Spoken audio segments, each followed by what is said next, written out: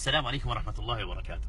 شفني أقسم بالله العلي العظيم أبعطيك عملين إذا حافظت عليهن إن يحفظك الله عز وجل من الشيطان ومن نزغات الشيطان ومن السحر.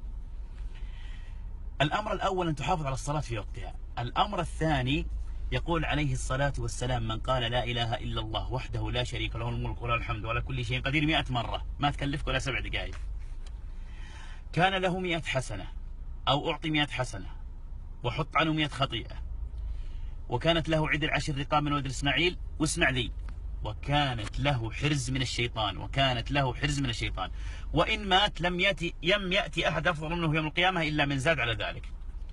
فأسأل الله جل جلاله من حافظ على هالعملين ونشر هذا المقطع، أسأل الله جل جلاله أن يرفع درجاته، وأن ييسر أمره ويشرح صدره ويختاره ويصطفيه ويجعله الله عز وجل ولي من أوليائه.